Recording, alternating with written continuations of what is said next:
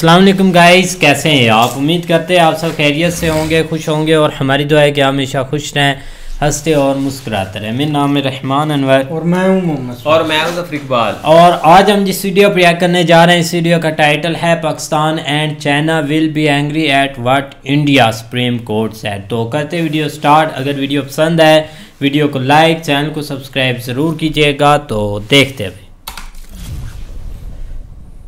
नमस्कार and welcome you to world affairs. मैं Prashant Dhawan. Now आप में से कई लोग सोच रहे होंगे कि अचानक से जम्मू कश्मीर का आर्टिकल 370 न्यूज में क्यों आ चुका है। इस पर बहुत सारे आर्टिकल्स क्यों पब्लिश हो रहे हैं, ना सिर्फ इंडिया में, पूरी दुनिया में, चाहे बीबीसी हो, अमेरिकन मीडिया हो, इंडियन मीडिया तो ऑब्वियसली यहाँ पर बात कर रहा है कि सुप्रीम कोर्ट ने फाइनली अपहेल्ड करी है द एब्रोगेशन ऑफ आर्टिकल 370। अब कोई ये चांस नहीं बचा कि सुप्रीम कोर्ट कल को ये कह दे कि जी आर्टिकल 370 गलत तरीके से हटाया गया था, आर्टिकल 370 को वापस लाओ। सुप्रीम कोर्ट ने भी कंफर्म कर दिया ये बात कि आर्टिकल 370 एक टेम्पररी प्रोविजन था और सरकार ने एक प्रॉपर कॉन्स्टिट्यूशनल तरीके से इसे एब्रोगेट किया था। और यहाँ पे आप देख पाएंगे पीएम मोदी की भी ट्वीट है, बहुत लंबी ट्वीट करी है उन्होंने इसको लेकर। उन्होंने ये कहा है कि मैं एश्योर करता हूं the resilient people of Jammu Kashmir Ladakh that are commitment to fulfilling your dreams remains unwavering.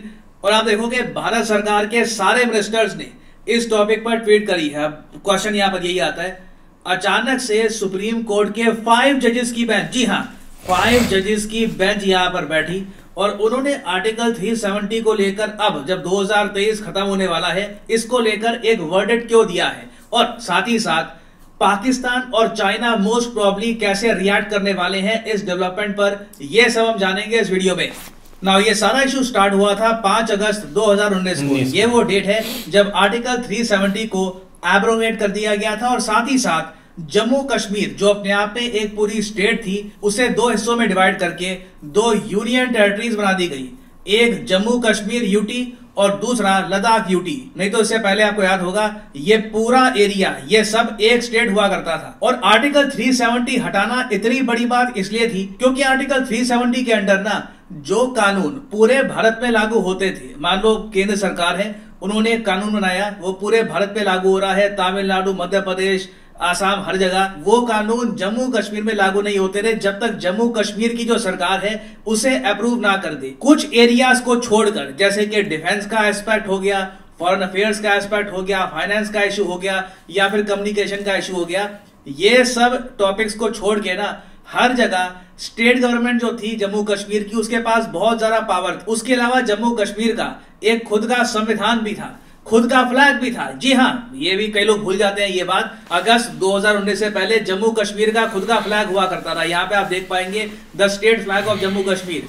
तो जैसे ही आर्टिकल 370 को एबॉलिश कर दिया गया उसके बाद जो ये फ्लैग है ना इसका भी ऑफिशियल स्टेटस जा चुका है। नहीं तो एक टाइम पर तिरंगे के साथ जम्मू कश्मीर में ये फ्लैग भी लहराया जाता था। और सबसे बड़ा इशू यहाँ पर यह भी था कि आर्टिकल 370 की वजह से आर्टिकल 35A भी बना हुआ था, जिसकी वजह से बाकी इंडियंस जो है, मतलब कि जम्मू कश्मीर से बाहर के जो बाकी इंडियंस हैं वो जम्मू कश्मीर में जाकर लैंड परचेज नहीं कर पाते थे। तो सारी चीजें चेंज हो गई थी आर्टिकल 370 के बाद। इसके बहुत सारे जियोपॉलिटिकल चैलेंजेस भी इंडिया को फेस करने पड़े। जैसे आपको याद होगा जैसे ही आर्टिकल 370 रिमूव किया गया, चाइना ने ना इंडिया की बॉर्डर पे जो अग्रेशन है ये बढ़ा दिया, बहुत सारी डिप्लॉयमेंट कर दी थी। पाकिस्तान ने भी अपनी तरफ से बहुत कोशिश करी आतंकवादी भेजने की, यूएन में ये लोग गए, टर्की का सपोर्ट लेने की कोशिश करी, ओआईसी की मीटिंग्स करी। इमरान खान उस वक्त पीएम थे पाकिस्तान के, उन्होंने बहुत भाषण दिए यूएन में। पाकिस्तान और चाइना ने अपनी तरफ से बहुत कोशिशें करी कि जो आर्टिकल 370 का इशू है इसमें भारत पीछे हट जाए, बट इंडिया ने वो सारा प्रेशर झेला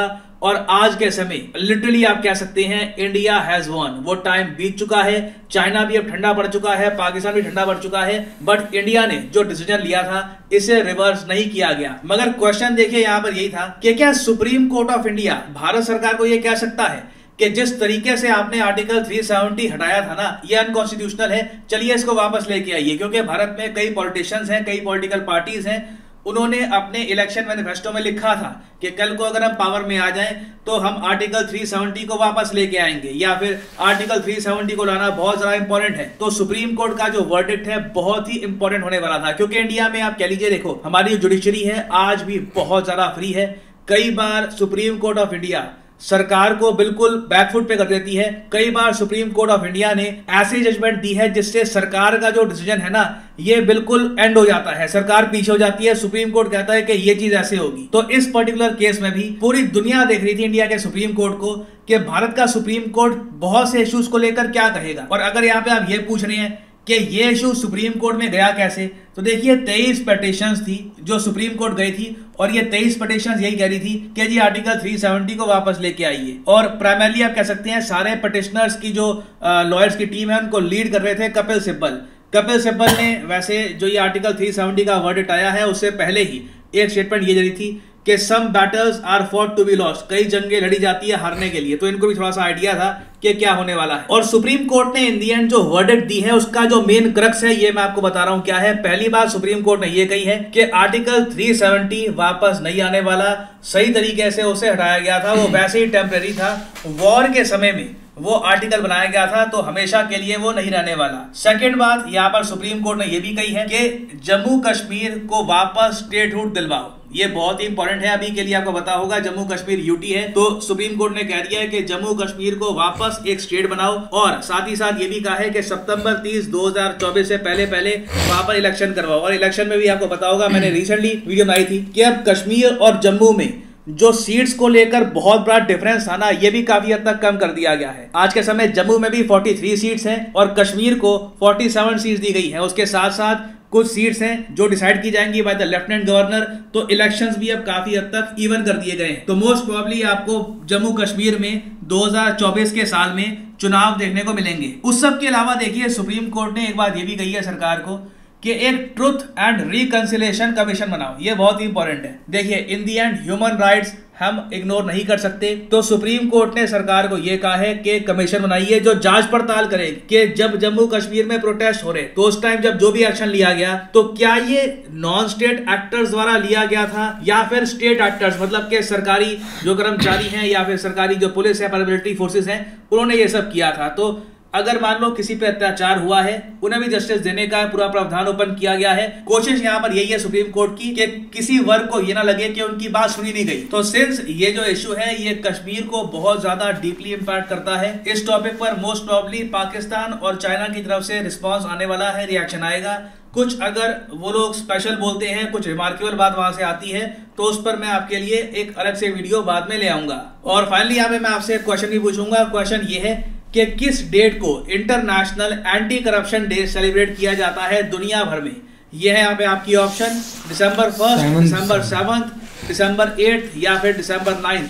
कमेंट सेक्शन में करिए उत्तर, जो लोग सही आंसर देंगे कोशिश करूंगा मैं कि उनकी कमेंट को हार्ट दे दूं। और अनअकैडमी के देखिए ऑफर चल रहे हैं आज के समय, ये जो ऑफर्स हैं इनको आप यूज़ कर सकते हैं। हाँ गाइस, तो बिल्कुल भाई एक बहुत सारी वीडियोस देखेंगे इस टॉपिक पर, क्योंकि ये एक टॉपिक ही ऐसा है। और जब एक सब सुप्रीम कोर्ट में जज साहब बैठे हैं और उन्होंने जब एक बार फैसला सुनाया है ना, मतलब कुछ हद तक लोगों को ये लग रहा था कि एक बार जो 370 है ना वो वापस आ भी सकता है, क्योंकि सुप्रीम कोर्ट पर जो इसमें जो फैसला देगी ना वो थोड़ा सा एक इस हुकूमत के हक में नहीं आएगा। लेकिन यहाँ पर एक बिल्कुल एक बहुत उल्ट काम हो चुका है। सुप्रीम कोर्ट ने ऐसे एक ठप्पा लगा दिया है कि अब ये जो एक बार हट गया है तो अब ये वापस कभी नहीं आ सकता। चाहे एक बार कल को हो सकता है कि कोई गवर्नमेंट बदल भी सकती है आने वाले कई सालों बाद या कुछ भी हो सकता है, लेकिन तब भी ये चीज़ बदली नहीं जा सकती। ये सबसे बड़ा एक फैसला है।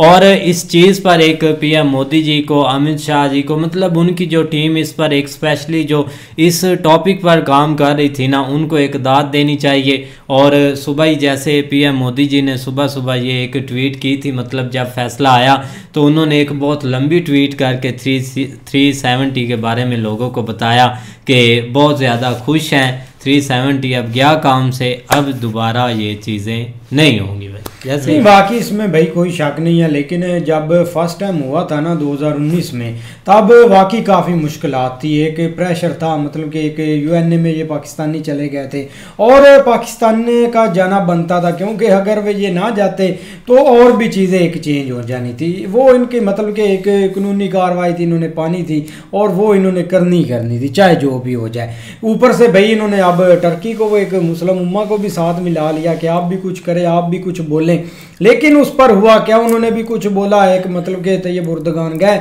यूएनए में, उन्होंने भी कुछ छोटी मोटी भाई एक स्पीच डाली और कुछ नहीं, एक प्रैक्टिकली और बैकग्राउंड पर या एक ऑन ग्राउंड कोई चीज़ नहीं हुई, वो बस एक ट्विटर पर की हद तक रह गई चीज़ें। ऊपर से भाई इमरान खान साहब थे, अब उन्होंने काफ़ी हल्ला मचाया। अभी तो इमरान खान के फ़ैन हम हो गए हैं, पता नहीं जेल में बेचारा है कि अभी उसने वापस आना है कि नहीं। आखिरी जो बंदा जाता है ना उसको मतलब कि उसके फ़ैन होना बनता है, पता नहीं मुड़कर आए जाके दिलासा देना चाहिए, ऊपर जाकर शिकायत ना कर दे कहीं, लेकिन उसने आना तो नहीं है। तब उसने भी भाई काफ़ी हल्ला मचाया था और इमरान खान को एक इसका एज हुआ था इस चीज़ का कि वो इस चीज़ पर वो बोला था, उसने और कुछ नहीं किया था, लेकिन उस चीज़ का इधर इन जाहिलों को काफ़ी फ़ायदा हो गया था कि यूएनए में भाई बिस्मिल्लाह या का नाबुद या का नस्ताइन मैंने भाई लताड़ दिया है। पता इनको नहीं था उसने स्पीच क्या की है, इंग्लिश में की थी ना, उसका मतलब बस इन्होंने शुरू से और एंड से वो एक लफ्ज सुना था, बोला था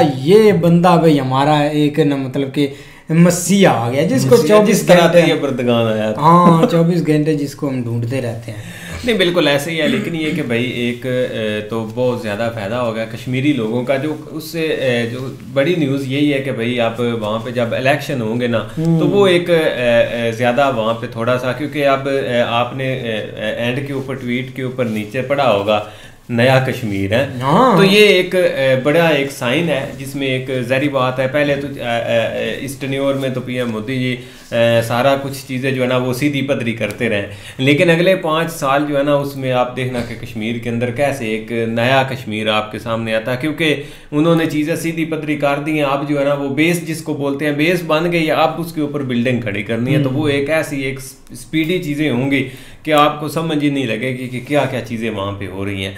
लेकिन ये कि भाई सुप्रीम कोर्ट ने एक अच्छा फैसला दिया है, क्योंकि जिस तरह अब इलेक्शन डेज थे या आगे जो है ना वो नई हुकूमत है तो बीजेपी की वो एक कंफर्म है, क्योंकि ज़ाहिर बात है अभी तक साइन उस साइड के ऊपर है, या कुछ आगे पीछे हो भी जाता तो उसके लिए ये चीज़ें इस तरह हो सकती थी कि नई हुकूमत आके इसको फिर जो है ना वो छेड़खानी ना करती हैं, क्योंकि एक आर्जी काम था और आर्जी चीज़ें जो है ना वो मतलब किसी में पहले इस साइड के ऊपर फोकस ही नहीं किया। अगर वो स्टार्ट में कर देते तो शायद आज जो हमारा थोड़ा बहुत है हमारी बचत हो जाती, जो इधर अन्ना पैसा इन्होंने उधर कश्मीर में लगाया है एक गलत तरीके से, तो वो हमारा भी बात जाता, हमारे इधर किसी बेचारे लोगों के ऊपर लाग लुग जाता। लेकिन ये कि भाई जो वकील थे सिब्बल सर, उन्होंने एक स्टार्ट में सही कह दिया था कि some battles are for to be lost, कि कुछ जंगें जो है ना वो मतलब हारने के लिए जो है ना वो लड़ी जाती हैं। तो उनको पता था कि मैं चाहे वकील हूँ ये सीन मेरे हाथ में नहीं आना, क्योंकि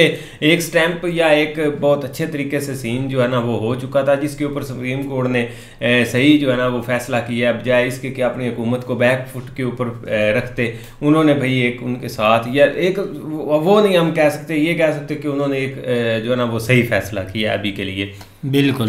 लेकिन अब चाइना और इनका रिस्पांस तो जरूर आएगा। रिस्पांस यार क्या आया, मैंने सदर की ट्वीट पढ़ी है भाई। अच्छा क्या बोला उसने क्या कि वो बस सुप्रीम कोर्ट का कोई खाता ही नहीं है, जिस तरह हमारी सुप्रीम कोर्ट ये अपनी को तो देख उसको सिखाई ये। हाँ वो पता नहीं यही बोलता है, उसने लफ्ज लिखा हुआ था जिस तरह पीएम मोदी जी के बारे में लिखते हैं, वो पीछे से एक बीजेपी वो आरएसएस इस तरह की चीजें उसने वो गड़े खोदे हुए थे, जो एक इनको पता है कि यही हमने गलत बात है। लेकिन लड़कों ने यकीन करो नीचे उसकी ऐसी की है ना, दरअसल वो बेचारा टेंशन में, उसको सिखाई ये गया है कि सुप्रीम कोर्ट ने किया है, वो ये पाकिस्तान का सीन समझ रहा है। आपका जो फॉरेन अफेयर ऑफिस है उसने भी स्टेटमेंट इशू की है कि भाई ये उन्होंने गलत किया है, कि इस तरह नहीं होना चाहिए था, हम इस चीज़ को नहीं मानते। भैया आप तो पहले 5 अगस्त 2019 से नहीं मान रहे तो अभी तक आपने क्या उखाड़ लिया है? नहीं ना माना, यकीन करो लड़के जो है ना वो पाकिस्तानी जो थोड़े बहुत समझदार है, जो जिनको पता है कि जो इधर हमारी सुप्रीम कोर्ट या अदारों का हाल है ना, तो इसलिए उन्होंने उनको काफ़ी रगड़ा हुआ था कि भाई पहले अपना संभाले फिर आगे देखे कि आगे जाके क्या करना, किसी को छेड़ने की ज़रूरत नहीं है। जो उनको जो एक उन्होंने कानून के मुताबिक फैसला देना था दे दिया, आपके पास तो इतनी हिम्मत नहीं है कि आप कानून के मुताबिक ही फैसला दे लें। आगे वो एक लंबी स्टोरी है, और वो तो फिर बंदा ना ही उसके ऊपर बात करे तो बेहतर है। बाकी भाई पीएम मोदी जी की ट्वीट काफ़ी एक इंटरेस्टिंग थी, आज देखने वाली थी। उन्होंने काफ़ी भाई एक मुबारकबाद दी लोगों को। 2-1 मिलियन बंदों ने देख ली थी वो ट्वीट, और अभी तक भाई जाती गई है। ज़ाहिर बात है ना, एक मतलब फिर वो आ जाता है सामने, जो एक इंतज़ार होता है एक। लेकिन ये कि आप इसके बाद ये चीज़ एक जो ना वो ख़त्म हो जाएगी, इसके ऊपर जो पॉलिटिक्स करते हैं या सियासत चमकाते हैं ना, वो उनके लिए एक उनकी दुकानें बंद हो जाएगी। और वो बेचारे जो है ना वो पक्के पक्के अब उनका फ्यूचर यार आप अगर रियलिटी के ऊपर आए ना तो एक उनके लिए एक उस वक्त ही एक बेहतर फैसला था, क्योंकि उनको वहाँ पे भाई ज़रूरत थी, उनको अपनी लाइफ जो है ना वो गुजारने की, एक सुकून से गुजारने की ज़रूरत थी, जिसके पीछे आप वो लाग गए हैं, जो कि उनको नज़र आ गया। अब हटे ना हटे लोग जो है ना वो अब वहाँ पे खुशियाँ मना रहे हैं, छोटे छोटे क्लिप सामने आ रहे हैं, उसमें लोग जो है ना वो बहुत हैप्पी हैं इस चीज़ के ऊपर कि यार ये एक मुद्दा जो है ना वो ख़त्म हो, आप इलेक्शन होंगे, एक नई हुकूमत बनेगी, वहाँ के ऊपर वहाँ पे उनका भी अपना एक सीएम होगा, तो वो इस हिसाब से अपनी चीज़ें जो है ना वो कैरी करेंगे। एक इंडियन कॉन्स्टिट्यूशन के हवाले से जो पूरे मुल्क में जो है ना वो जिस तरह लागू है इसी तरह वहाँ पे भी भाई लागू होगा। बाकी अच्छी वीडियो थी, उम्मीद करते हैं आपको पसंद आएगी। अगर पसंद है वीडियो को लाइक, चैनल को सब्सक्राइब ज़रूर कीजिएगा। मिलते हैं नई वीडियो के साथ, तब तक के लिए गुड बाय, टेक केयर।